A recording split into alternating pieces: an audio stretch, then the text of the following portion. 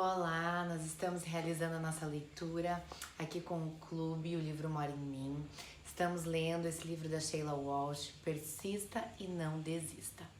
Essa semana que passou, nós lemos a introdução e o capítulo 1 e o capítulo 2, né? Que na verdade ela não coloca aqui como capítulos, ela apenas põe o título, que é Persista quando a vida parece estar fora de controle e persista quando você se sente só. Então nós trabalhamos as três partes do livro, né? Introdução e esses dois capítulos. E hoje eu vim comentar um pouquinho aqui sobre essa parte da leitura que a gente fez, tá? Trazer algumas opiniões, destacar uns trechos do livro pra gente aprofundar um pouquinho mais a nossa leitura, tá bom? Bom, no começo, a Sheila Walsh, na introdução, ela joga 3 perguntas que eu acho que são, assim, um pouco difíceis pra gente pensar.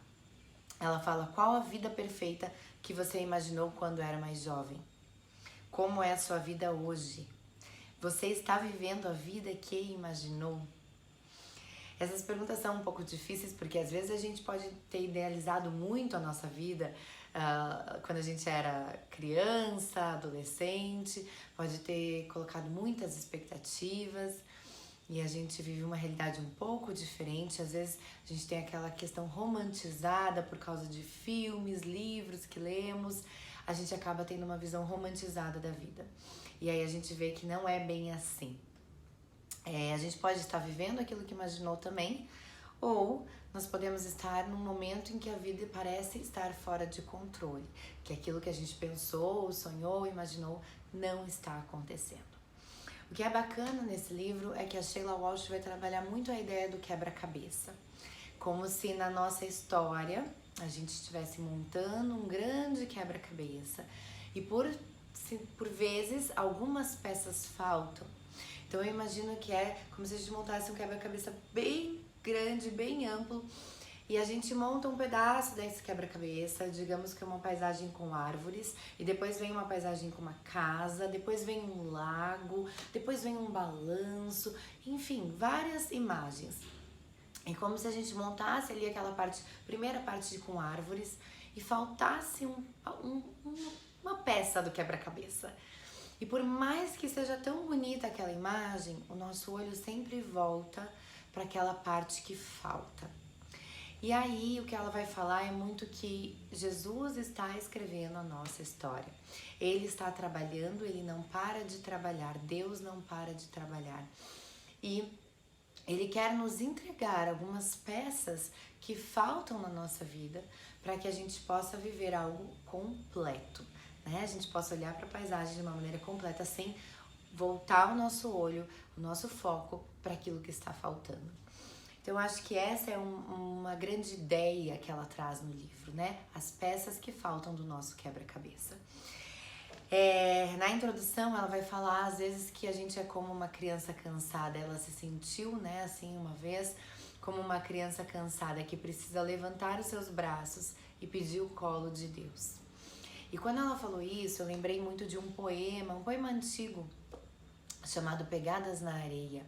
E a ideia desse poema é que uma pessoa está olhando para a praia e vê na praia as pegadas dela e de Jesus caminhando.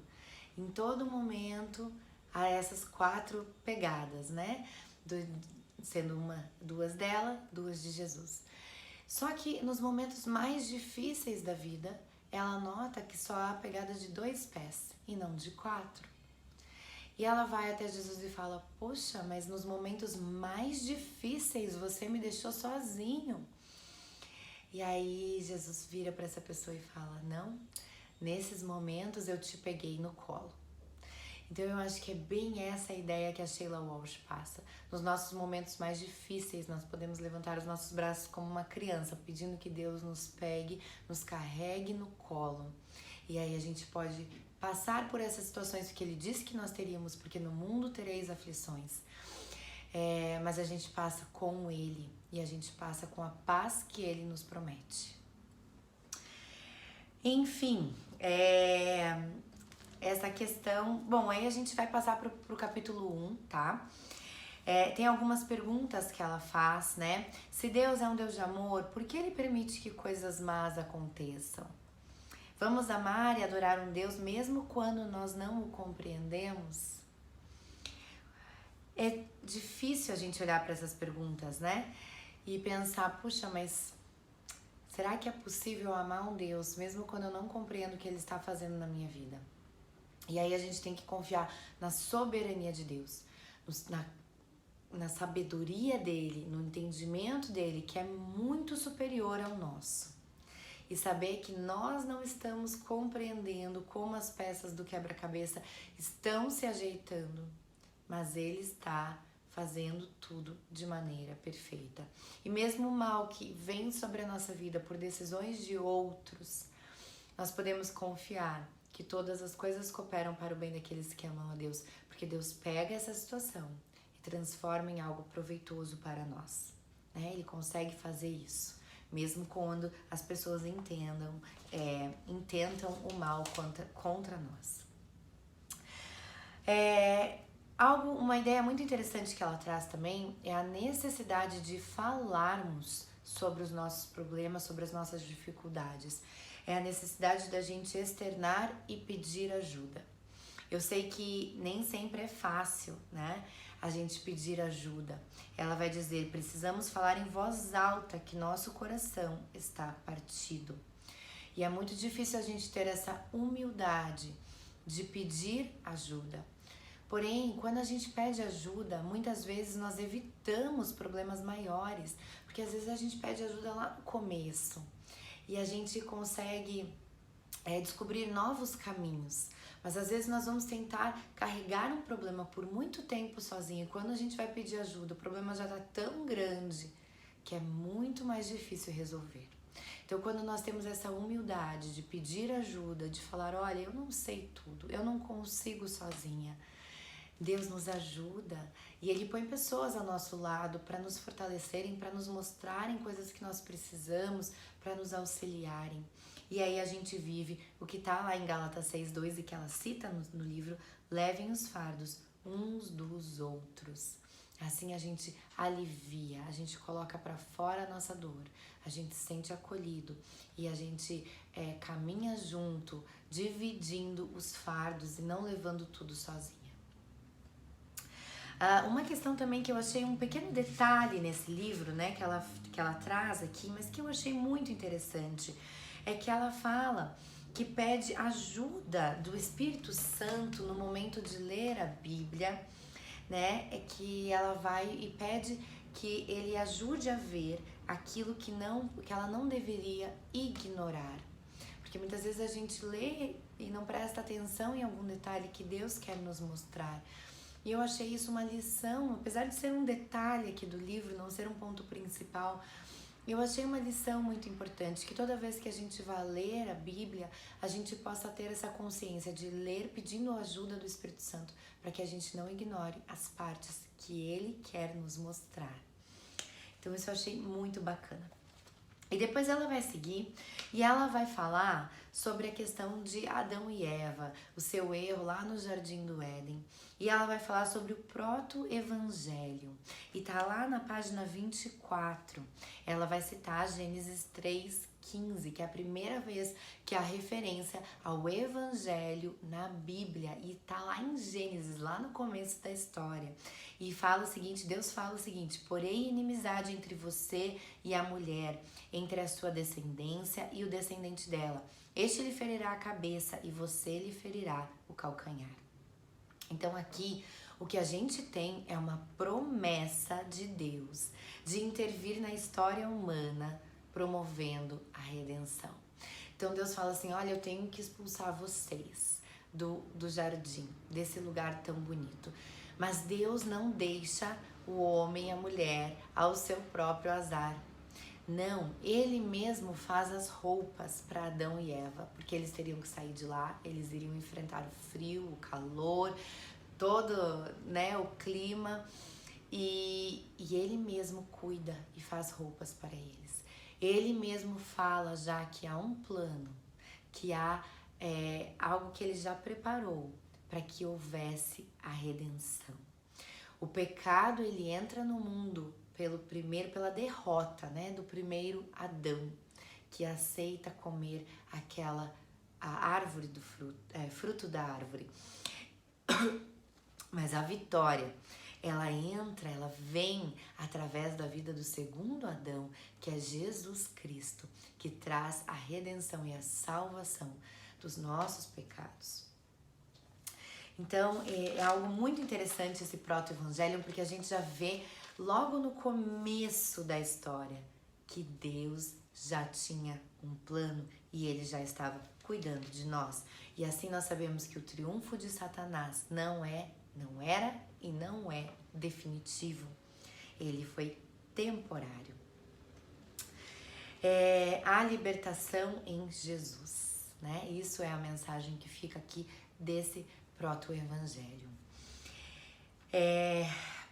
Lá em João 12, 23, vai falar sobre a morte de uma semente que traz beleza e abundância. Eu queria ler para vocês esse trecho aqui, porque estudando esse livro me lembrei desse trecho e eu acho que é muito interessante. Fala assim, ó, em João 12, 23 e 24. Jesus respondeu: chegou a hora de ser glorificado o Filho do Homem. Digo verdadeiramente que se o grão de trigo não cair na terra e não morrer, continuará ele só. Mas se morrer, dará muito fruto. É preciso morrermos para nós mesmos, né? E era preciso que Jesus morresse para que houvesse vitória. Não há vitória sem entrega. Não há glória sem sofrimento. Então, nós passamos por muitas dificuldades, mas nós temos que entender que há vitória, que há glória, que há um propósito que Deus tem, que Ele está plantando a semente ela entra na terra ali, significa uma morte da semente, mas é o nascimento de uma flor, do trigo, de algum alimento. Então não há glória sem sofrimento, não há vitória sem entrega. E é preciso que nós morramos para nós mesmas para viver para Deus. Bom, ela vai continuar e vai falar então da questão.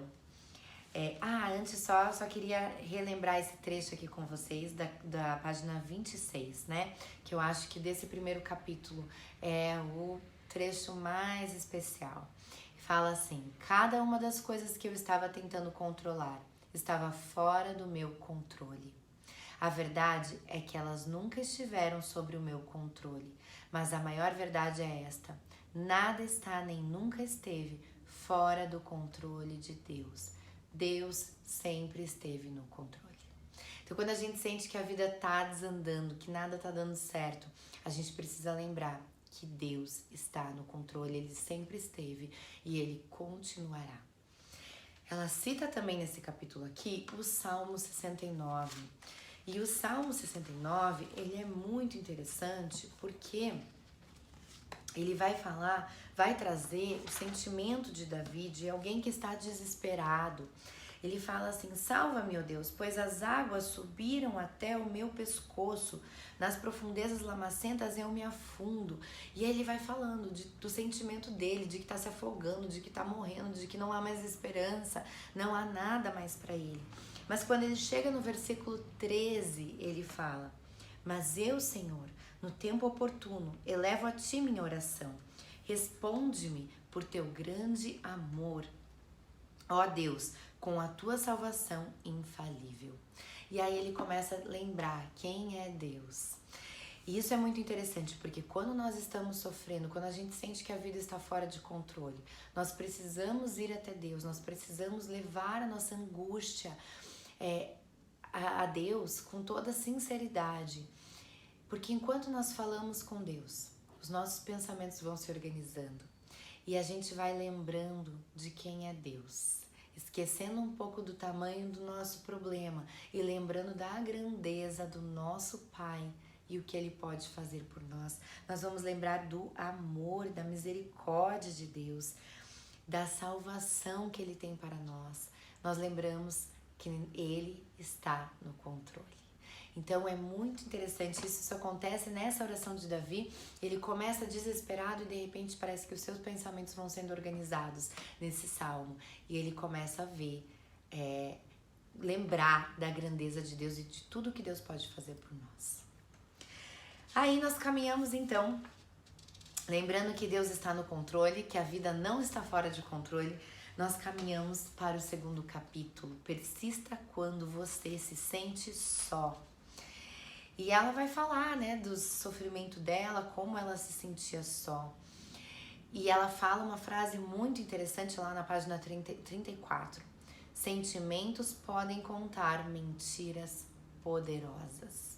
E isso é algo que nós precisamos guardar no nosso coração. Nós não podemos confiar nos nossos sentimentos. Ela vai falar sobre o Salmo 13. Um salmo também muito interessante. E ela vai dizer,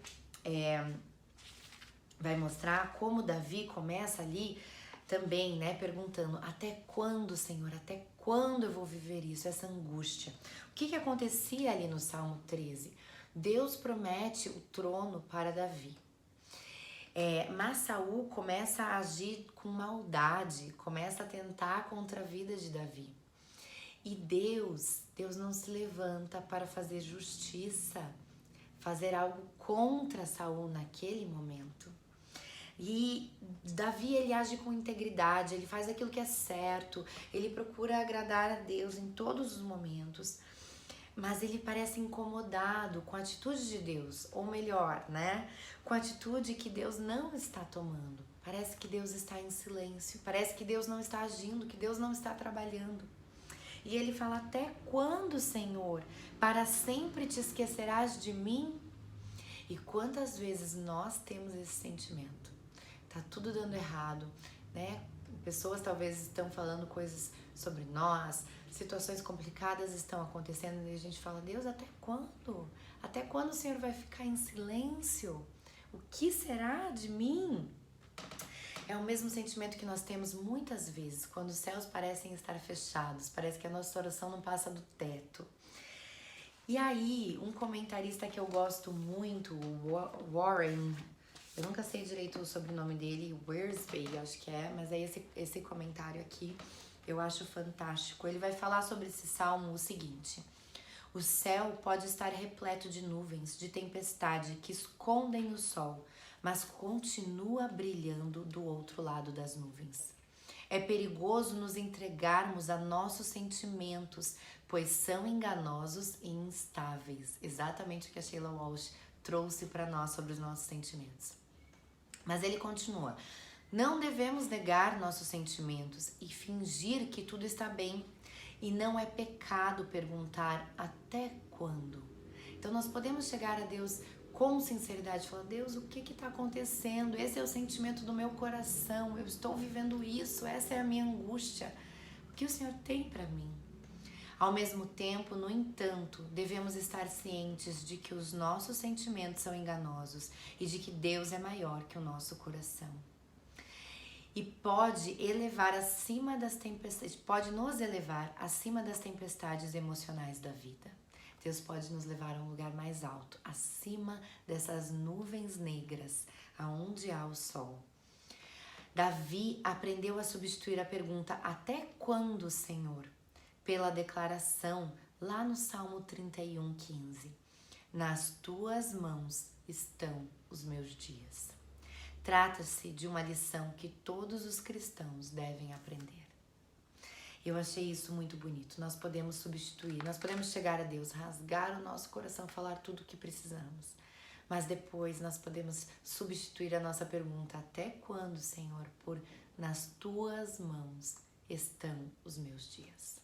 Quer dizer, eu não estou entendendo o que está acontecendo, mas eu continuo confiando em quem tu és, em quem a Bíblia diz que o Senhor é, em que aquilo que eu já vivi no meu passado contigo diz quem o Senhor é. Lembrando das promessas de Deus para as nossas vidas.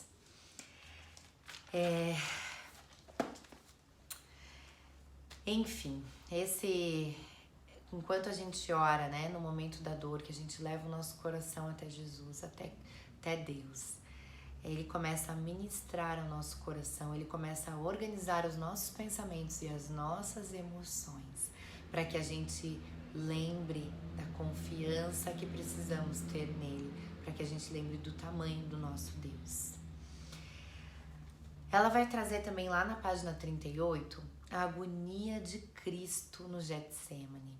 E é tão bonito ela falar que Cristo também esteve neste lugar. Não há nada que você e eu possamos enfrentar que Cristo não tenha enfrentado. Isso é muito bonito. Ele compreende os nossos sentimentos, ele compreende as nossas dores, porque ele também viveu. Ele também experimentou na pele a dor e o sofrimento, a humilhação. Ele experimentou tudo isso, porque há coisas nessa vida que a gente só entende quando a gente experimenta na pele, quando a gente passa por esses momentos de tremenda dor. E Jesus viveu isso. Então ele sabe, ele conhece os sentimentos. E quando nós estamos na hora da angústia, só há duas orações que podemos fazer, que eu queria compartilhar com vocês. E Jesus faz as duas orações. É: Pai, salva-me. Jesus fala: se possível, afasta de mim esse cálice.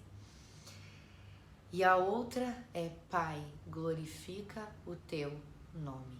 Independente do que aconteça, glorifica o teu nome. Então, na hora do sofrimento, que a gente possa se lembrar dessas orações. Se Deus não afastar da gente esse cálice, então que Ele possa glorificar o nome dEle através da nossa vida. Deus é aquele que é capaz de transformar o mal em bem, né? Satanás achou que tinha vencido quando levou Jesus para a cruz, mas aí Jesus ressuscitou. Então, Deus é capaz de pegar o mal que foi planejado para Jesus e transformar numa vitória que só Ele poderia dar. E digo que Satanás, ele sabe aquilo que Deus quer fazer na nossa vida e através da nossa vida. E por isso ele vem com as suas armas e ele tenta, né, fazer com que a gente acredite nos nossos sentimentos. Porque quando a gente acredita nos nossos sentimentos, dizendo que nós estamos só, que não tem jeito, que não dá mais, que a gente perdeu o controle, que não tem solução, a gente fica inerte, a gente não se movimenta. E é isso que ele quer. Que a gente fique ali paradinho, acreditando nas mentiras que ele coloca no nosso coração. Mas quando nós agimos pela fé, nós falamos: não, eu vou crer no que a Bíblia diz sobre mim, no que a Bíblia fala sobre a minha vida, sobre fé, sobre Deus, sobre Jesus. Eu vou crer em tudo isso e eu vou silenciar os meus sentimentos. Então, nós podemos viver o que Deus tem preparado para nós. Na página 42, ela vai dar uma sugestão muito bacana e que eu acho que vale a pena a gente fazer, que é escrever em uma folha de papel o que está acontecendo em sua vida, né? Algo que esteja difícil de você entender, que você não esteja entendendo o propósito de Deus com uma determinada situação. Então, você escrever isso, colocar em uma caixa e confiar a Deus. Dizendo: Deus, eu não entendo essa parte, eu não entendo o que está acontecendo, mas eu vou confiar em Ti. Nesse livro, Casa da Porta Vermelha, da Zoe Lilly, ela vai falar sobre uma situação que ela não entendeu. É uma situação em que ela pediu uma resposta de Deus. Ela estava namorando uma pessoa e pediu que, se fosse essa pessoa que era para casar, então que ele apareceria na casa dela com um buquê de rosas vermelhas. E ele apareceu na casa dela com uma única rosa vermelha. E aquilo incomodou um pouco o coração dela. Mas depois vieram pessoas e ligaram para ela e deram profecias e falaram que não, que ela ia casar e tudo mais. Então ela foi prosseguindo aquele caminho, mas ela não sentia paz no seu coração.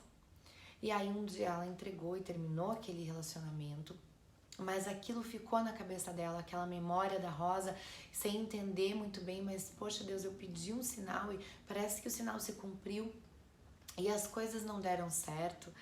E aí um dia ela tem uma visão e ela conta essas visões. Esse livro são visões que ela teve ao longo de anos, e ela conta, né, que ela teve uma visão em que ela se encontrava com o Espírito Santo e ele levava ela a um local com muitas caixas. E eram coisas que ela tinha que resolver do seu passado, coisas que ela não tinha entendido, coisas que estavam machucando o seu coração ainda. E ela pegava aquela caixa e ela via ali uma única rosa vermelha. E ali o Espírito Santo trabalhou no coração dela, dizendo que ela precisava escutar a voz de Deus no seu coração, no seu espírito, porque ela não sentia paz e ela sabia que aquele não era o caminho e que às vezes nós precisamos silenciar as vozes. E ela falava, poxa, mas eu recebi profecias. Ele falou, bom, eles são apenas mensageiros, às vezes eles recebem mensagens, né? Entendem a mensagem errado. Então, ela naquele momento, né, o Espírito Santo trabalha no coração dela e ela entende que ela tinha que confiar naquilo que o Espírito Santo trabalhava no seu coração, de que aquela única rosa não era a resposta que ela pedia e que ela acertou o caminho, que ela fez, no fim das contas, ela fez aquilo que Deus estava pedindo dela. Mas que foi algo muito difícil dela entender. Ela guardou aquela rosa no coração sem entender por muito tempo, até que Deus ministrou o seu coração. Falou, olha, às vezes você vai precisar, né? Não às vezes, mas você vai precisar cada vez mais ouvir a minha voz aí no teu coração, silenciando o mundo ao seu redor. Quantas situações nós vivemos e nós não entendemos, né? Talvez hoje seja o dia da gente entregar para Deus, colocar lá no altar dele e falar, Senhor, eu não entendo, mas eu quero dizer que eu confio em Ti e na Tua soberania. E que um dia, talvez só lá no céu, eu vá entender o propósito, ou talvez o Senhor me revele antes, mas eu vou confiar em Ti. Isso é um passo de fé que nós precisamos dar. E por fim, ela vai falar sobre a questão da vergonha. E a frase que ela usa também na página 42 é: a vergonha é uma besta esfomeada que conta mentiras convincentes. A vergonha, ela quer nos paralisar, ela quer nos tirar do propósito, daquilo que o Senhor tem para nossa vida. Quando Moisés foi chamado, ele tinha medo, ele tinha vergonha, ele dizia que era gago, que tinha um problema na fala. O que vão pensar de mim? No coração dele tinha isso, o que vão pensar de mim? Ele tinha vergonha, mas se ele tivesse escutado a vergonha, ele nunca teria vivido os propósitos de Deus na sua vida. Ele não teria vivido coisas maravilhosas com Deus, né? De ver Deus abrindo o mar vermelho, tirando a água da rocha, dando maná, tirando aquele povo do Egito. Então nós nunca podemos escutar a vergonha. Ela quer nos paralisar. O que nós precisamos fazer é escutar a Bíblia. A Bíblia diz que nós somos importantes, que nós somos amadas, que nós somos planejadas por Deus, que Deus sabe até o número de fios de cabelo da nossa cabeça, que Ele está sempre ao nosso lado, Ele nunca nos deixa só. E todo o mal que recebemos, Ele é capaz de transformar em algo bom para a nossa vida e para a nossa caminhada. É isso o que a Bíblia fala sobre nós. E é isso o que nós precisamos escutar. Bom, esses são alguns apontamentos aqui sobre esses capítulos e a introdução desse livro, tá? Eu quero saber também o que você achou, o que te chamou a atenção nessa parte. Comenta aqui no vídeo, por favor, dê sua opinião, já dá um like ali também, compartilha para que a gente possa alcançar mais pessoas também através desse ministério, tá bem? Espero que você esteja gostando do livro, esteja sendo abençoada por essa leitura. Um beijo e até a próxima!